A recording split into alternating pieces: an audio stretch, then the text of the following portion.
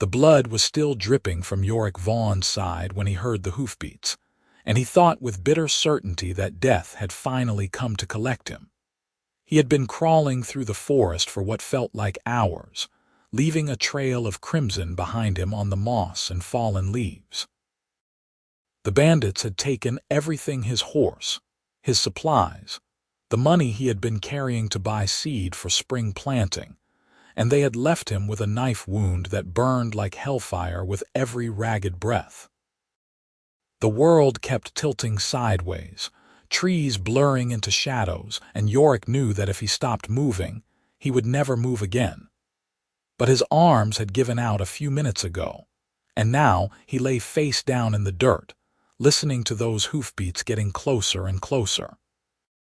When the horse stopped beside him, Yorick managed to turn his head just enough to see boots hit the ground.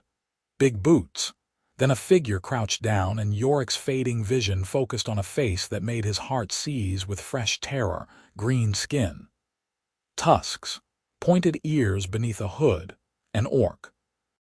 He tried to scramble away, but his body would not obey.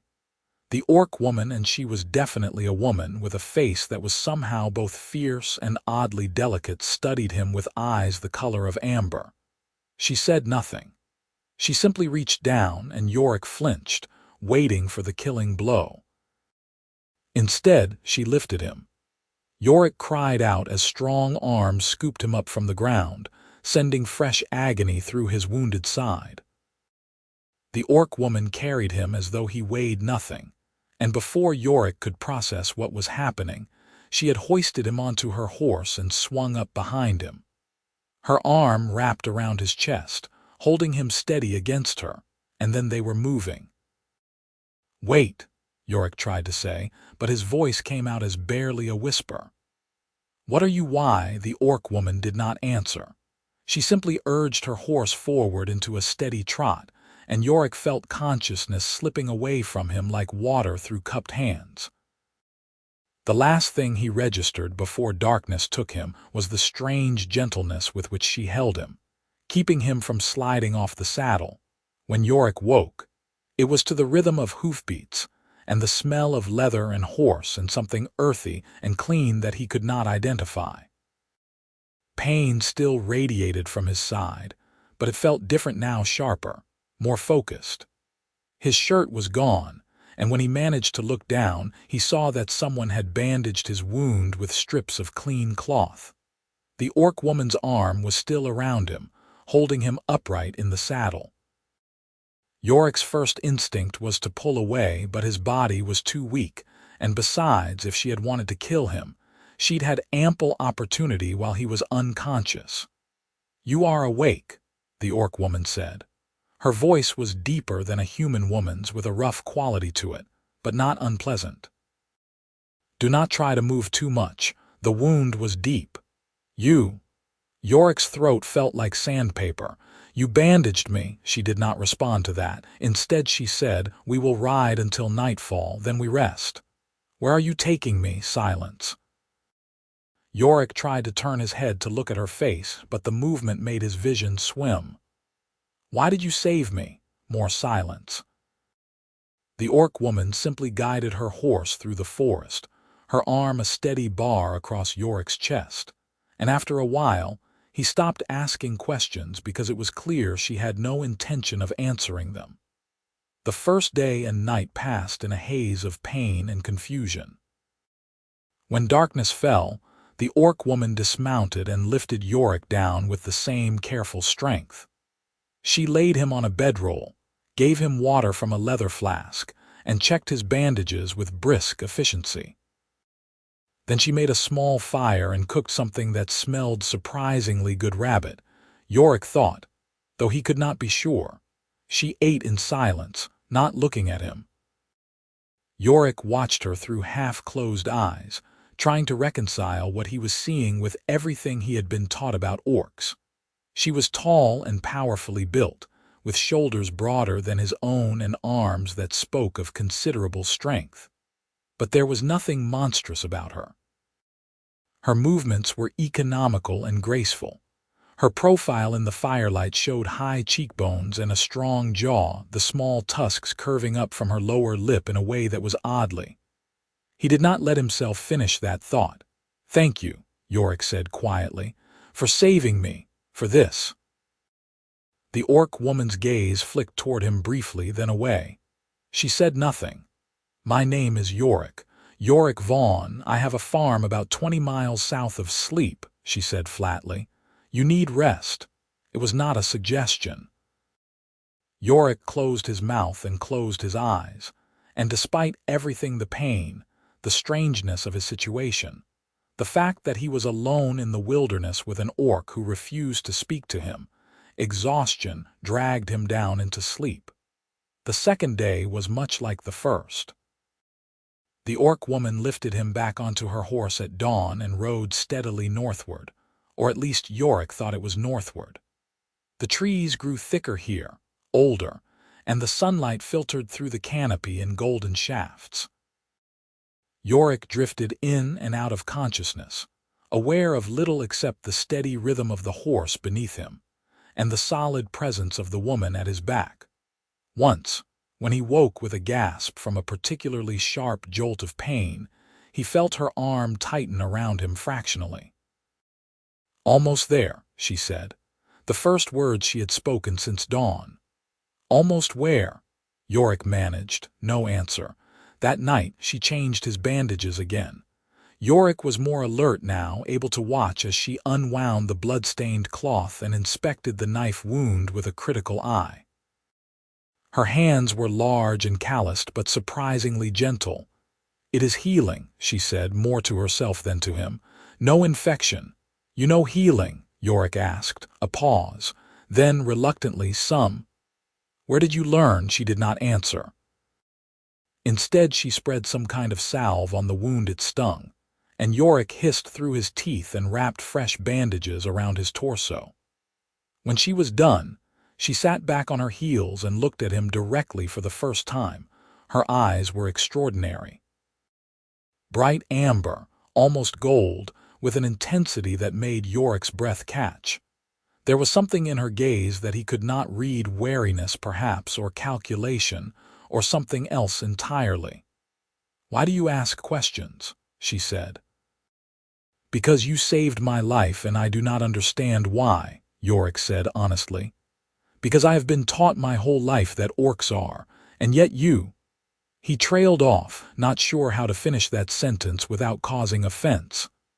"That orcs are monsters," she finished for him, her voice flat. "That orcs kill humans, that orcs are savage and cruel." "I did not say that. You did not have to." She turned away and began preparing another small meal. "It is what all humans believe." Yorick wanted to argue, but he could not. She was right. Every story he had ever heard about orcs painted them as brutal raiders, as creatures without mercy or honor.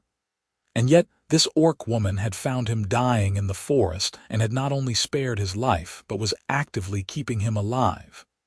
"You are not what I expected," Yorick said quietly. The orc woman's hands stilled for just a moment over the fire. Then she continued working, and she did not respond. They reached their destination on the third day, just as the sun was beginning to set. Yorick was stronger now, able to sit upright in the saddle without quite so much support, though the wound still pulled painfully with every movement. When the orc woman guided her horse out of the forest and into a clearing, Yorick blinked in surprise. There was a cabin here. Small, well-built, with a stone chimney and a neat garden plot to one side. Beyond it, Yorick could see a stream glinting in the fading light. It was isolated, far from any settlement he knew of, but it was clearly a home, not just a temporary shelter. The orc woman dismounted and reached up to help Yorick down. His legs nearly buckled when his feet hit the ground, and she caught him easily, steadying him with a hand on his arm. "Inside," she said. The cabin's interior was simple but clean. There was a hearth, a table with 2 chairs, a shelf with supplies, and a single bed against the far wall. The orc woman guided Yorick to the bed and made him sit. "This is your home?" Yorick asked. She nodded once, then busied herself with building up the fire. "Why did you bring me here?" For a long moment he thought she would not answer. Then, without turning around, she said, "You would have died if I left you. But why does that matter to you? I am human. You are—" "I know what I am," she said sharply, and there was an edge to her voice now. She straightened and faced him, and Yorick saw something painful in her expression. "I know what I am supposed to be, what my clan wanted me to be." "Your clan?" She looked away. "I do not have a clan anymore." The way she said it made Yorick's chest tighten with unexpected sympathy. "They cast you out." "I left." Her jaw clenched. "Before they could cast me out for good." "Why?" The orc woman was silent for so long that Yorick thought she would not answer. Then she said very quietly, "Because I could not become what they wanted. A warrior. A raider. Someone who could kill without question." She met his eyes. "Someone who could kill humans without question." Understanding dawned slowly. "You refused." "I refused." She turned back to the fire. "And so I left. I came here. I have lived alone for 3 years." Yorick absorbed this, his mind reeling. Everything he thought he understood about orcs was being challenged, reshaped. "What is your name?" he asked. She hesitated. Then Garna. "Garna," Yorick repeated. It felt strange on his tongue, but not bad. "Thank you, Garna, for saving me." "For bringing me here." She shrugged, a sharp motion of her shoulders. "You needed help." "But you risked. You did not have to." "I did," she said firmly. "I did have to, because if I had left you there, I would have been no different from what they all say orcs are." She looked at him again, and her amber eyes were fierce. "I would have been the monster." Yorick's throat felt tight. "You are not a monster, Garna." She turned away quickly, but not before he saw the flicker of something vulnerable cross her face. Over the next week, Yorick healed. Garna changed his bandages twice a day, fed him simple but nourishing meals, and largely left him alone otherwise.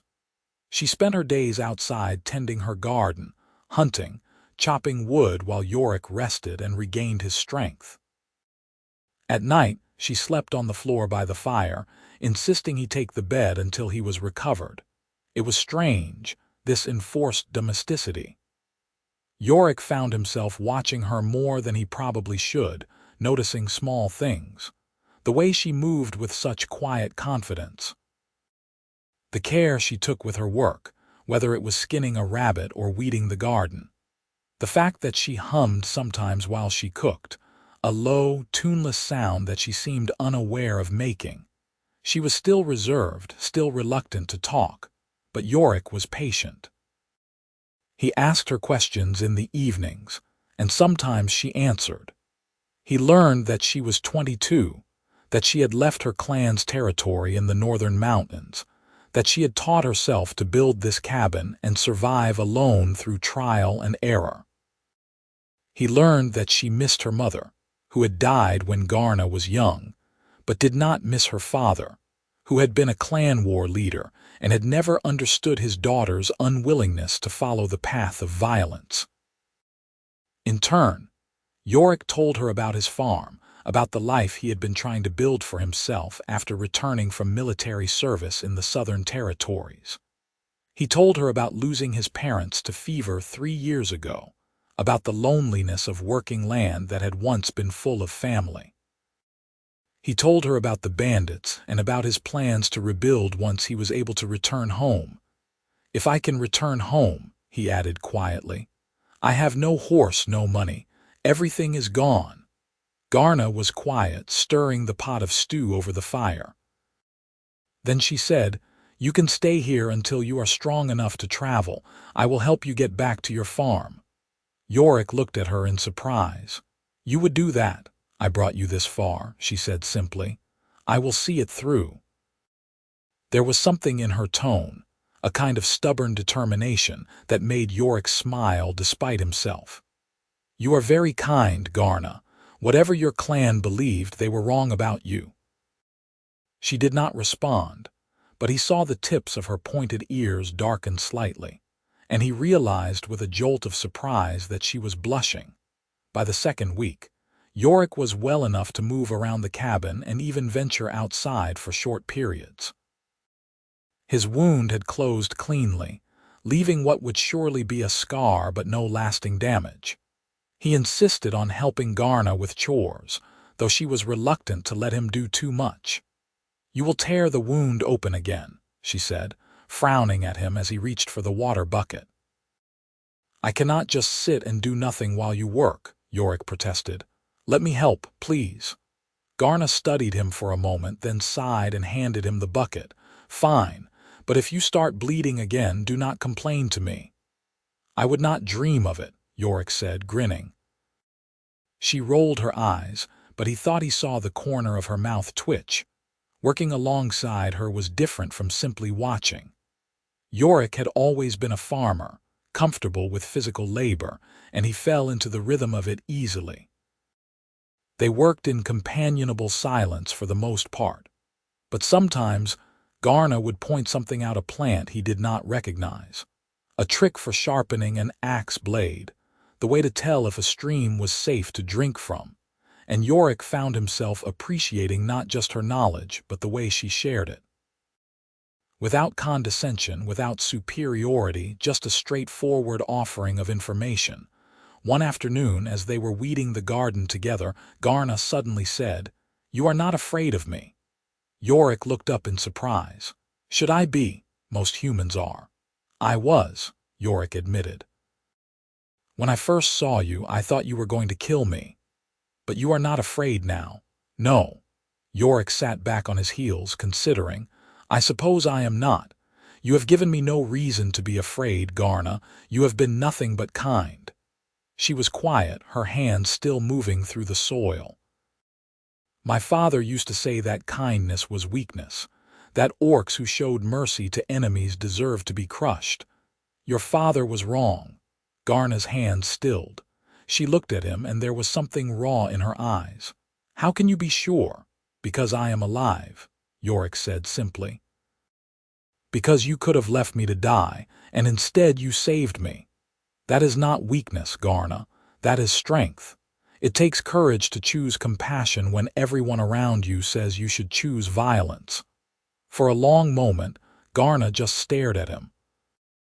Then she turned back to her weeding, but Yorick saw her blink several times rapidly, and he suspected she was fighting tears. They did not speak of it again that day, but something had shifted between them. A wall had come down just a little. As the days passed, Yorick found himself thinking about Garna in ways that surprised and somewhat alarmed him. It started innocently enough: admiration for her competence, gratitude for her care, sympathy for her loneliness. But it had become something more. He noticed the way sunlight caught the green of her skin, making it almost luminous. He noticed the grace in her movements, the way she could be so strong and yet so gentle.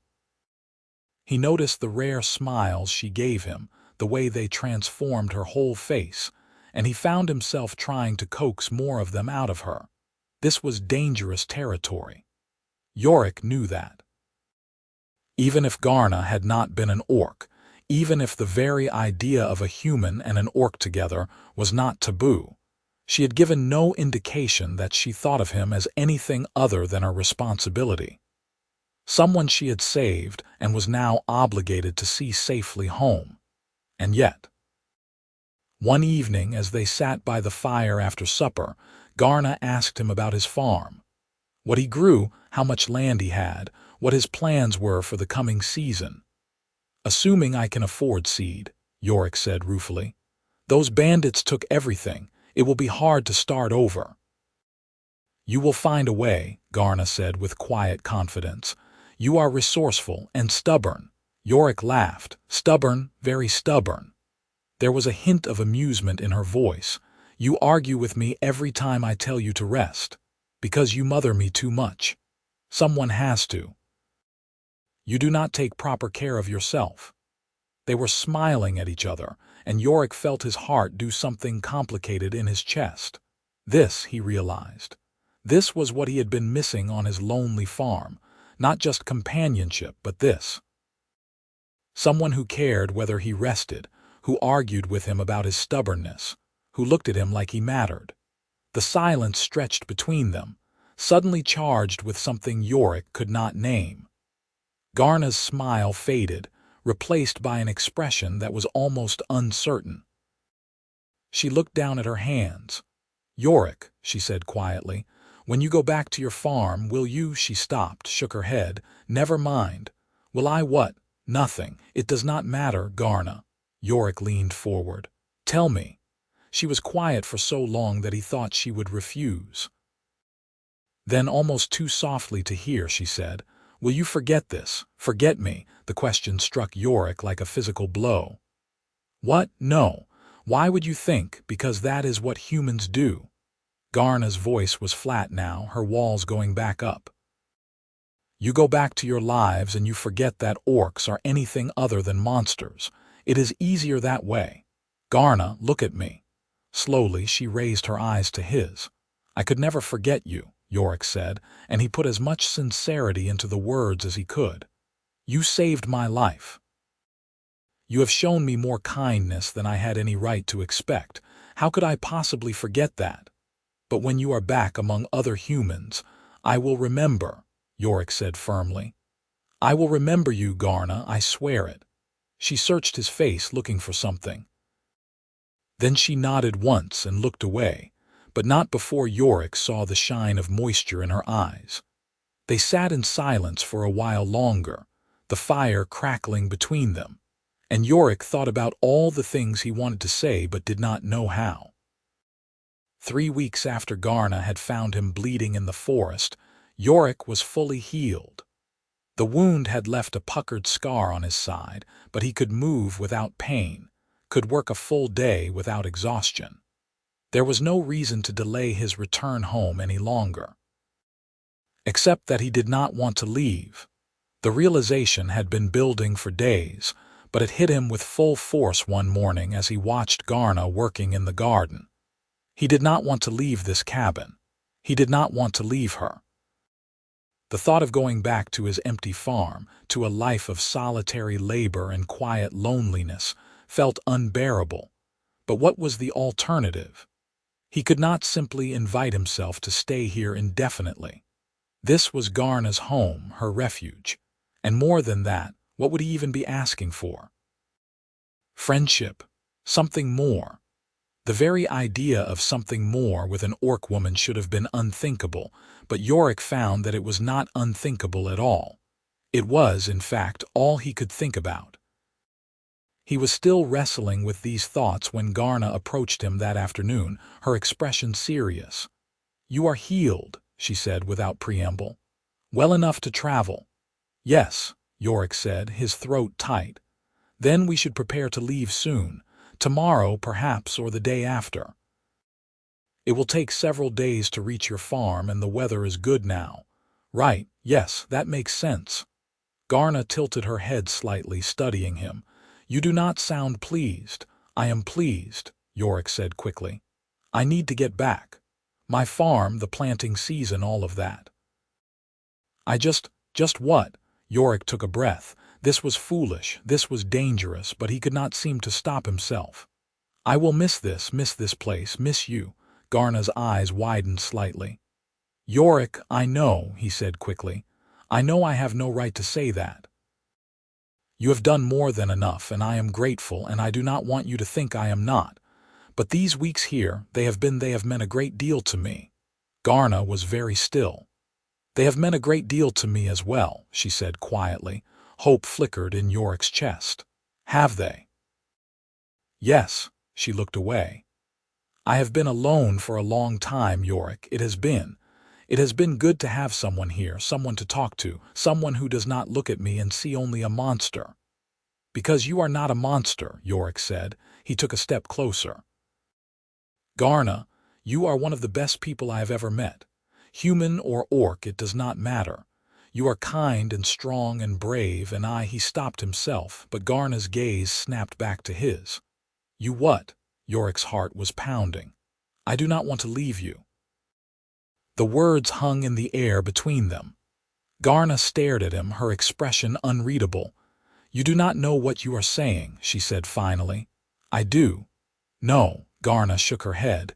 "You are grateful, that is all. You feel obligated because I saved you and you think—" "This is not obligation," Yorick interrupted. "Garna, I care about you. I care about you as more than just someone who saved my life. I care about you as he struggled for the right words. I care about you as someone I want to know for the rest of my life, someone I want to be around, someone who makes me happy." Garna's breathing had quickened. "Yorick, we cannot, why not?" "Because I am an orc," the words burst out of her, loud in the quiet clearing. "Because you are human. Because even if there was something between us, it could never work. Your people would shun you. Mine would kill me if they knew. We are from different worlds." "I do not care about any of that," Yorick said fiercely. "You should care. Do you know what would happen if you brought an orc back to your farm? What your neighbors would think, what they would do? Let them think what they want." "And what about me?" Garna's voice cracked. "What about what I want? What about the fact that I have finally found some peace here? Some small corner of the world where I do not have to fight or hide or justify my existence? You ask me to give that up, to risk everything, for what? For something that can never be." Yorick felt as though she had punched him. "Is that what you think?" he asked quietly. "That I am asking you to give up your peace?" Garna wrapped her arms around herself, suddenly looking vulnerable. "I do not know what you are asking. I am asking if you feel the same way I do, that is all. If the answer is no, then we will not speak of this again. I will go back to my farm and we will part as friends, and I will be grateful for the time we had. But if the answer is yes, Garna, if you feel even a fraction of what I feel, then we can figure out the rest together." "It is not that simple." "It is exactly that simple. You care about me, Garna, not as someone you saved, not as an obligation, as me, as Yorick." Garna's hands were clenched into fists. She looked at him and her eyes were bright with unshed tears. "Yes," she whispered. "Yes, I care about you. I have cared about you for weeks now, and it terrifies me." Relief and joy flooded through Yorick so intensely that he felt dizzy. "Why does it terrify you?" "Because I have never," Garna's voice broke, "I have never had anyone look at me the way you do, like I am something precious. Like I am worth caring about. And I do not know what to do with that. I do not know how to." Yorick closed the distance between them in 2 strides. He reached out slowly, giving her time to pull away, and when she did not, he took her hands in his. Her skin was warm and slightly rough, her fingers strong. "You do not have to do anything," he said gently. "Except tell me the truth. Tell me what you want." Garna looked down at their joined hands. "I want," she took a shaky breath. "I want you to stay. I want to not be alone anymore. I want," she looked up at him, and the vulnerability in her eyes made his heart ache. "I want to be with you, Yorick, but I do not know how." "Then we will figure it out," Yorick said. "Together.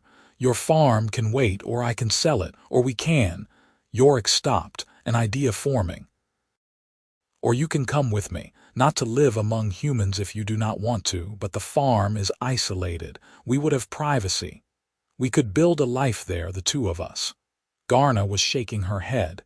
"You cannot give up your home for me." "I am not giving it up. I am choosing to share it." "There is a difference. Yorick, be reasonable. You need that farm. It is your livelihood, your future. And you are also my future." The words came out with complete certainty. "Garna, I do not know how else to say this. I am falling in love with you. Maybe I already have fallen. And if you feel the same, then nothing else matters as much as that." Garna made a choked sound, somewhere between a laugh and a sob. "You are insane. Probably. You are throwing your life away for an orc. I am building a new life with someone I love. You do not love me. You barely know me." "I know enough," Yorick said firmly. I know that you are brave and kind and strong. I know that you make me laugh. I know that I feel more at home in this little cabin with you than I have felt anywhere in years.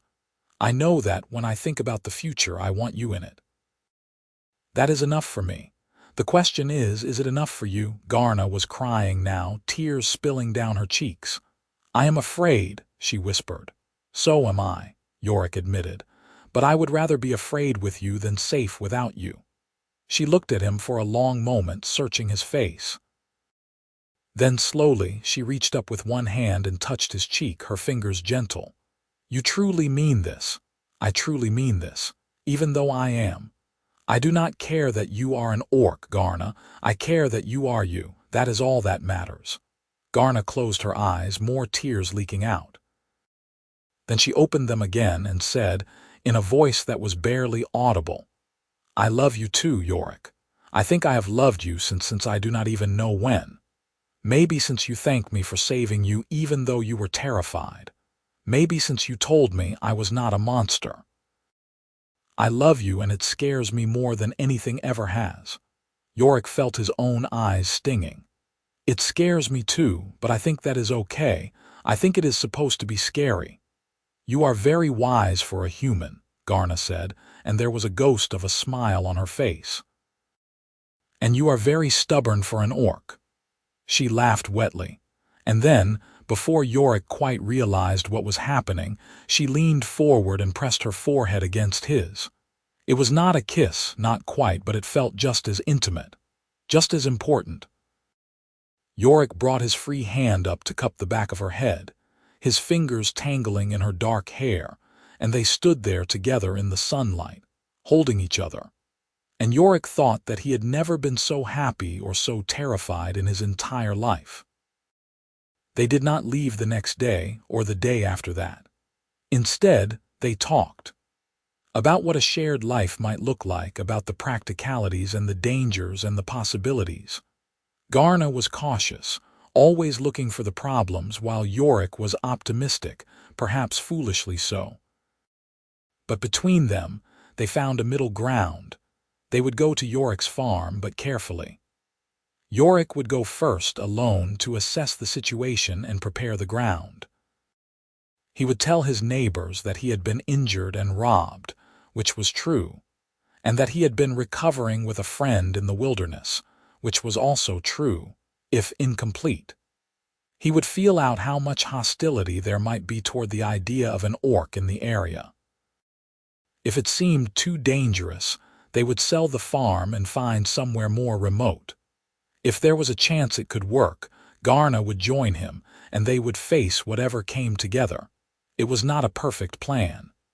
There were 100 ways it could go wrong. But it was a plan, and more importantly, it was a plan that meant they would be together. The night before they were set to leave, Garna cooked a special meal, roasted venison with herbs from her garden, fresh bread, and even a berry tart that she had clearly spent hours on. Yorick was touched and said so.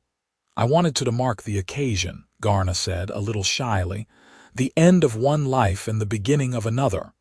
I like that, Yorick said. He reached across the table and took her hand. To new beginnings. To new beginnings, Garna echoed, squeezing his fingers. They ate slowly, savoring both the food and the moment. Afterward, they sat by the fire as they had so many evenings, but this time Garna leaned against Yorick's side and he wrapped his arm around her shoulders. She fit against him perfectly, and Yorick marveled at how natural it felt. Are you afraid? Garna asked quietly. Yes, Yorick said honestly. Are you terrified? But you are still willing to do this. Garna tilted her head up to look at him. In the firelight, her amber eyes were luminous. For you, yes, I am willing to do this. Yorick smiled and pressed a kiss to her forehead just above where her hairline started. Garna made a small, pleased sound and snuggled closer. They stayed like that for a long time, wrapped up in each other, watching the fire burn down to embers. And when they finally went to bed together now, properly, Garna no longer insisting on sleeping on the floor, Yorick held her close and thought that whatever challenges lay ahead, they would face them together. That was all that mattered. The journey back to Yorick's farm took 5 days. Garna had insisted on coming with him after all, unwilling to wait alone at the cabin not knowing what was happening. They traveled carefully, staying off the main roads, and Garna kept her hood up whenever they passed through areas where they might encounter other people. Yorick's farm was on the edge of settled territory, miles from the nearest neighbor. As they crested the last hill and looked down at the small house and barn, the fields lying fallow, Yorick felt a complicated mix of emotions. This had been his home, the place he had poured his heart and sweat into, but it had also been lonely. Now, looking at it with Garna beside him, he saw it differently. He saw possibility. "It is a good size," Garna said, studying the layout. "The land is fertile, very. The soil is rich, and there is a creek that runs through the back 40 acres. We will need to start planting soon if we want a crop this year." Yorick looked at her, warmth spreading through his chest at the way she said "we." "I still have to figure out how to afford seed." "I have some money," Garna said. "Not much, but enough. I sold furs and herbs to a trader who passes through this area sometimes. He does not ask questions." "Garna, I cannot take your money. You are not taking it. We are using it together." She met his eyes. "That is what partners do, yes." Yorick smiled. "Yes, that is what partners do." They made their way down to the farm as evening fell. The house was dusty and musty from weeks of being closed up, but it was structurally sound. Yorick immediately set about opening windows and sweeping out the worst of the dirt, while Garna explored the property. When she came back, she said, "The barn needs repairs, but it is usable. The well water is clean, and there is good timber nearby if we need to build anything." "We will need to be careful," Yorick said. "My neighbors, I do not know how they will react. Then we will be careful." Garna came to stand beside him. "We will take it slowly. If anyone comes, I will stay hidden until you know it is safe." Yorick hated that plan, hated the idea of Garna having to hide, but he understood the necessity. For now, caution was the wisest course. Over the next few weeks, they settled into a routine. Yorick went into the nearest town, a small settlement called Crossroads, about 10 miles away, to purchase supplies and seed. He was careful in his interactions, feeling out the local sentiment. Most people were sympathetic to his story of being robbed and injured, and no one asked too many questions about where he had been recovering. At home, Garna kept busy. She repaired the barn, tended a new garden plot, and generally made improvements to the property that Yorick had been meaning to get to for months. She was incredibly capable, and Yorick found himself in awe of her industry. They worked side by side during the days, planting seeds and mending fences. In the evenings, they cooked together, talked, and slowly began to build a life. It was not easy. They had to be constantly vigilant, always aware that discovery could mean disaster. But there were moments of joy too. Small victories. The first shoots of green in the fields. A successful hunt. The way Garna laughed when Yorick said something foolish. One afternoon, about a month after their arrival, Yorick was mending a section of fence when he heard a horse approaching. He looked up to see a rider coming down the lane, a man named Thomas Green, who owned the farm to the south. Yorick's heart leaped into his throat. He glanced toward the house, hoping Garna had heard the hoofbeats and was staying out of sight, then forced himself to smile as Thomas drew near. "Yorick," Thomas called, dismounting. "Good to see you back, neighbor. We heard you had some trouble on the road." "Yes, bandits," Yorick said, wiping his hands on his trousers. "But I am back now, and things are good." Thomas nodded, his gaze sweeping over the farm. "Place looks good." "Better than it did, actually. You have been busy."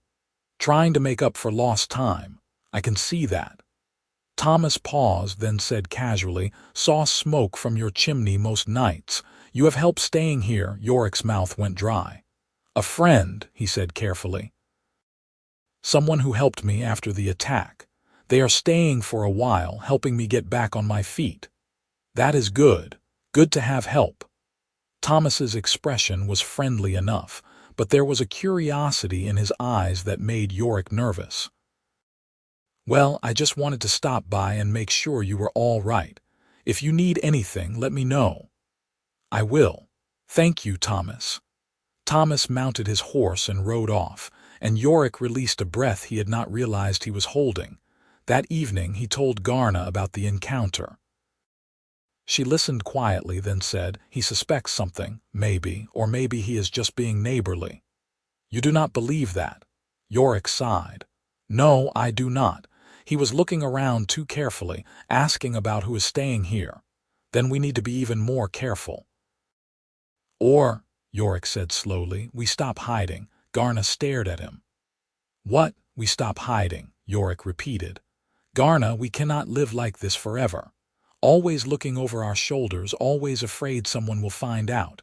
If we are going to make this work, maybe we need to be honest. Not with everyone, not all at once, but with a few people, people who might understand. And if they do not understand, if they come with torches and pitchforks, then we leave. We sell the farm and we find somewhere more remote like we talked about. But I hope that maybe not everyone will react that way." Garna looked deeply uncertain. "You are taking a huge risk. I know, but I think it is a risk worth taking. We cannot hide you forever, and I do not want to." Yorick took her hands. "You are not something to be ashamed of, Garna. You are my partner, the person I love, and I am tired of acting like that is something that needs to be concealed." Garna's eyes shone with emotion. "You are either very brave or very foolish. Probably both." She laughed shakily. All right, we will try, but carefully, yes. One person at a time. One person at a time," Yorick agreed. The opportunity came sooner than expected. A week later, there was a knock on the door early one morning. Yorick opened it to find Father Nathaniel, the traveling priest who served the scattered farms and settlements in the area. He was an older man with kind eyes and a weathered face. "Father Nathaniel," Yorick said, surprised, "I was not expecting you. I heard you were back, my son, and wanted to check on you. May I come in?" Yorick hesitated for only a moment, then stepped aside. "Of course." Father Nathaniel entered, and his gaze immediately went to Garna, who was standing by the hearth. She had pulled her hood up, but it was too late to hide completely. The priest's eyes widened, but to his credit, he did not recoil or shout. He simply looked at Yorick with a question in his eyes. "Father Nathaniel, this is Garna," Yorick said, his voice steady. "She saved my life after the bandits attacked me. She is my partner." There was a long, heavy silence. Father Nathaniel looked between them, his expression unreadable. Then he said quietly, "May I sit?" "Please," Yorick said. They all sat at the table, tension thick in the air. Father Nathaniel folded his hands and looked at Garna. "You are an orc," he said. It was not a question. "Yes," Garna said. She had pulled her hood back now, meeting his gaze directly. "And you saved Yorick's life." "Yes." "Why?" "Because he would have died if I did not," Garna said simply. "And I could not let that happen." Father Nathaniel nodded slowly. He turned to Yorick. "And you love her?" "I do," Yorick said without hesitation. The priest was quiet for a long time. Then he said, "You know that many would consider this an abomination, that there are those who would see you both dead for this." "I know," Yorick said. "But I also know that Garna is one of the best people I have ever met. She is kind and honorable and brave. If loving her is wrong, then I do not want to be right." Father Nathaniel sighed. "You put me in a difficult position, Yorick." "I am not asking you to lie for us," Yorick said.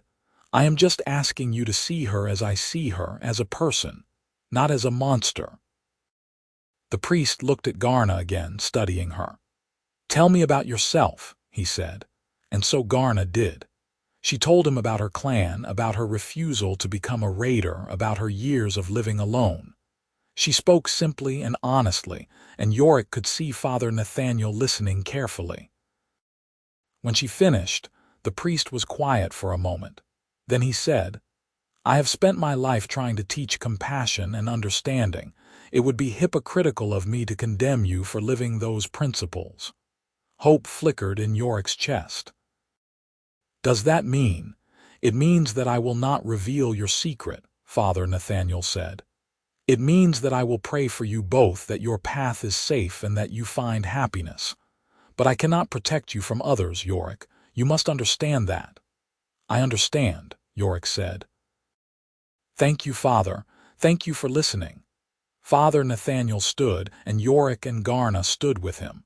The priest looked at them both, then reached out and placed a hand on each of their shoulders. "May the divine bless you and keep you," he said quietly. "May you find peace and love in this difficult world." Garna looked startled, then deeply moved. "Thank you," she said, her voice rough with emotion.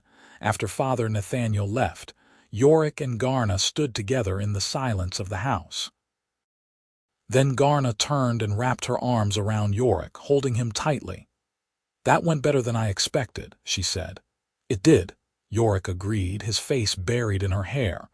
Maybe it will be all right." "Maybe," Garna said, and for the first time she sounded like she actually believed it. The months that followed were not easy, but they were good. Word spread slowly through the community about Yorick's friend, the mysterious woman who lived on his farm. Most people kept their distance, uncertain what to make of the situation. A few, like Thomas Green and his wife, were openly suspicious and hostile. But there were also surprises. A widow named Eliza Hartley, who lived alone on a farm to the north, brought them a basket of preserves and told Yorick quietly that she did not care who he loved as long as he was happy. A young couple, newly married, stopped by to ask Garna's advice on building a smokehouse after hearing she had constructed one at the farm. Slowly, cautiously, Garna began to emerge from hiding. She still kept her hood up when they went to town, and she was always watchful, but she no longer hid inside whenever someone approached the farm. Some people stared, some muttered, but no one came with torches or weapons. The farm thrived. The crops came in strong and healthy, better than Yorick had managed in years, and he credited Garna's hard work and knowledge. They added a chicken coop, expanded the garden, and began planning for the future. One evening in late summer, as they sat on the porch watching the sunset, Garna said, "I never thought I could have this." "Have what?" Yorick asked. "This, a home, a partner, a life that is not defined by violence or fear." She leaned against him. "I thought I would be alone forever." "You will never be alone again," Yorick promised. "Not as long as I am alive." Garna smiled, that rare, beautiful smile that still made Yorick's heart skip a beat. "I love you, Yorick Vaughn." "I love you too, Garna." They sat in comfortable silence for a while, then Garna said, "I have been thinking." "About what?" "About making this official, in the eyes of the community." Yorick's heart skipped a beat. "What do you mean?" "I mean a marriage, a wedding." "I know it is complicated, and I know many will not approve, but—" She paused, suddenly looking uncertain. "Unless you do not want that, I should not have assumed—" "Yes," Yorick said immediately. "Yes, I want that. I want that more than anything." Garna's face lit up. "Truly, truly." Yorick took both her hands in his. "Garna, I would be honored to call you my wife if you will have me." "If I will have you," Garna laughed. "Yorick, you are the only person in the world I would want." "Then we are in agreement," Yorick said, grinning. They talked late into the night, planning. It would have to be a small ceremony, just a few trusted friends. Father Nathaniel, if he would agree to perform the service. Eliza Hartley. Perhaps a few others who had shown themselves to be kind. When they finally went to bed, Yorick held Garna close and thought about the future. Their future. A future that had seemed impossible just a few months ago, but was now within reach. Father Nathaniel agreed to perform the ceremony, though he warned them again about the potential consequences. "There will be those who are upset," he said. "Those who see this as a violation of natural law or divine will. You must be prepared for that." "We are prepared," Yorick said, and Garna nodded beside him. The wedding was held on a crisp autumn morning in the small clearing behind Yorick's house. There were only 7 people present besides the bride and groom: Father Nathaniel, Eliza Hartley, 2 other neighbors who had proven themselves friends, and to Yorick's surprise, 2 orcs. They had arrived the night before, an older female and a younger male, both hooded and cautious. Garna had been shocked to see them. "Zara," she had said, her voice choked with emotion. "And Crag, your mother's sister," the older orc had said, pulling Garna into an embrace. "And your cousin. Did you think we would let you marry without family present?" "How did you even know? We have been keeping watch on you, girl. From a distance, but watching. When we heard you had found a human who loved you, we had to come." Garna had cried then, clinging to her aunt, and Yorick had felt his own eyes sting with tears. Now, standing before Father Nathaniel with Garna's hand in his, Yorick looked at the small group gathered around them and felt overwhelmed with gratitude. These people, human and orc alike, had chosen to stand with them, to support them, to witness their union. "We are gathered here," Father Nathaniel began, "to join these 2 souls in matrimony. This is a sacred bond, one that should not be entered into lightly. Yorick, Garna, do you both come here freely of your own will to pledge yourselves to one another?" "I do," Yorick said. "I do," Garna echoed, her voice strong and clear. "Then speak your vows." They had written their own vows, sitting together at the kitchen table the night before. Yorick went first, his voice shaking slightly with emotion. "Garna, when I was dying in that forest, I thought my life was over. But you found me. You saved me. And in doing so, you gave me not just my life back, but a reason to live. You are the bravest, kindest, strongest person I have ever known, and I am honored beyond measure that you have chosen me. I promise to stand by your side for all my days.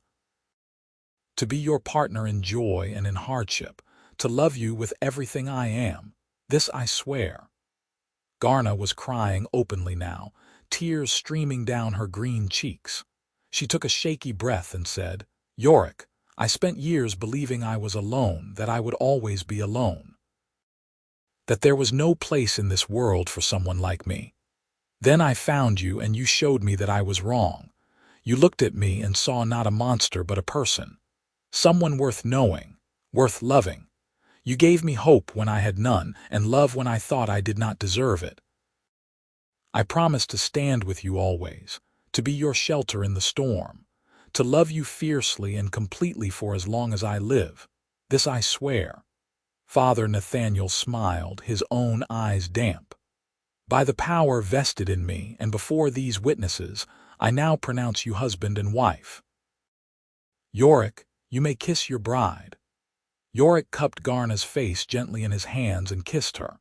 It was soft and sweet and full of promise, and when they pulled apart, the small gathering erupted in cheers and applause. They celebrated with a simple meal, laughter and stories flowing freely. Garna's aunt told tales of Garna's mother, and Yorick shared memories of his own parents. For a few hours, the barriers between human and orc seemed to dissolve, leaving only joy and love. As the sun set and their guests began to depart, Garna's aunt pulled her aside for a private word. Yorick saw them talking, saw Garna nod seriously, then embrace her aunt tightly. When Zara left, Garna came back to Yorick's side. "What did she say?" Yorick asked. "That I have made her proud," Garna said softly. "That my mother would have been proud too. And that if we ever need refuge, her home is open to us." "That is kind of her," It is more than kind. It is everything. Garna leaned her head on his shoulder. I have family again, Yorick. I did not realize how much I had missed that until now. Yorick wrapped his arm around her. We have family, and we have each other. That is all we need. They stood together, watching the last of the daylight fade, and Yorick felt a profound sense of peace. This was his life now. This woman, this home, this future they were building together. It was not the life he had imagined for himself, but it was better. So much better.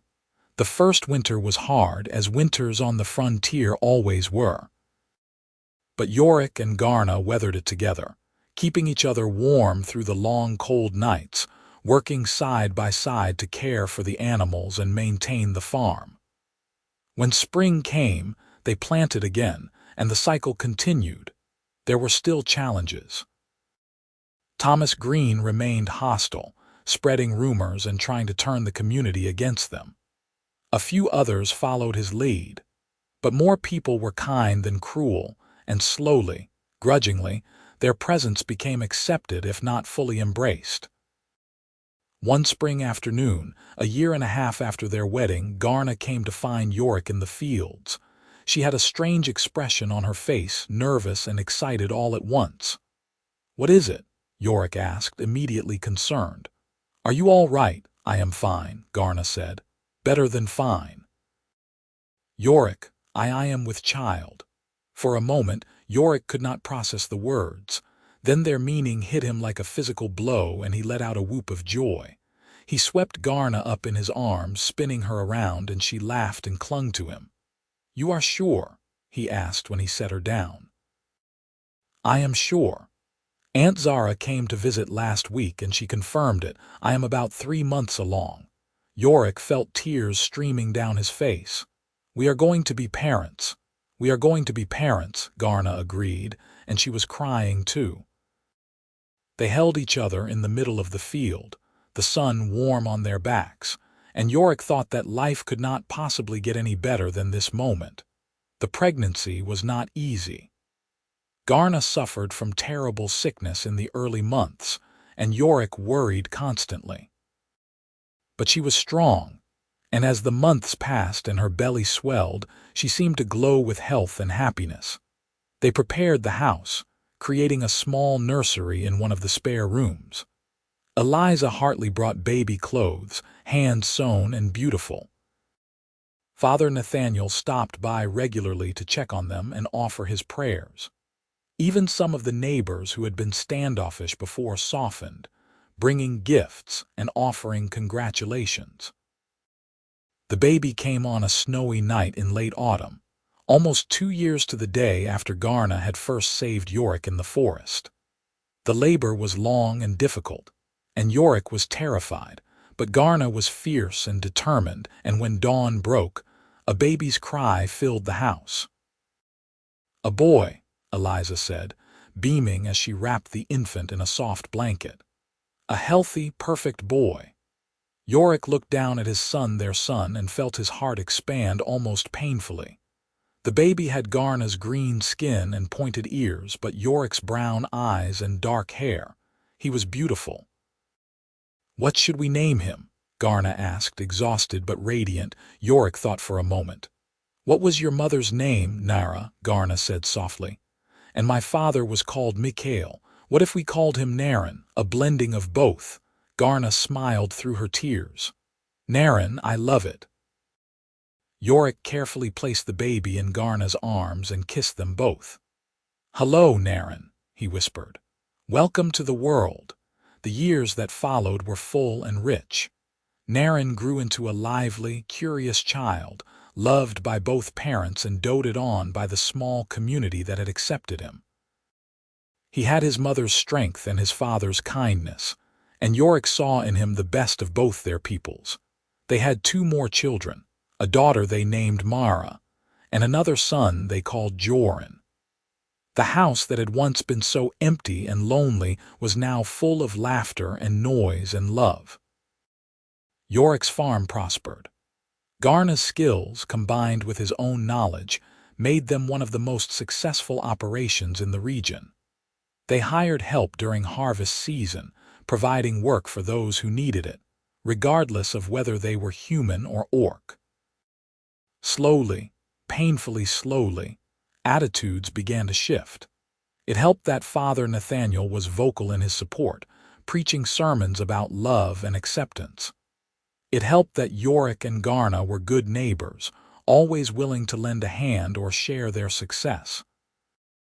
It helped that their children were impossible not to love, with Naren's infectious laugh and Mara's sweet nature and Joran's mischievous grin. Thomas Green never came around, and a few others remained hostile, but they were the minority now. Most people, when confronted with the reality of Yorick and Garna's family, found it hard to maintain their prejudice. One summer evening, when Naren was 10 and the other children younger, the family gathered on the porch as they often did. Naren was pestering Garna with questions, as he often did. "Mama, how did you and Papa meet?" Garna glanced at Yorick, a smile playing at her lips. "I found your father in the forest. He was injured and needed help. And you saved him." "I did." "Why?" Garna looked at her son, her eldest, and said simply, "Because it was the right thing to do. And because I could not let him die." "But he was a human and you are an orc. Were you not supposed to be enemies?" "Many people thought we were," Yorick said, taking Garna's hand. "But your mother saw past that. She saw me as a person who needed help, and she chose compassion over hatred. That choice changed both our lives." Naren considered this seriously. "I am glad she saved you, Papa."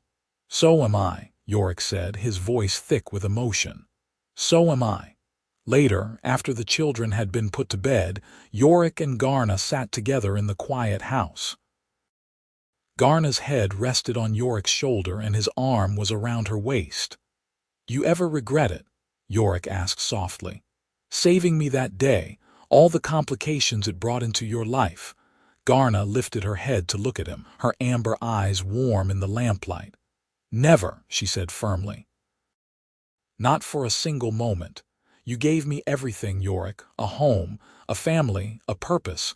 How could I ever regret that I gave you those things?" Yorick smiled. "I think it was the other way around." "Then we gave them to each other," Garna said.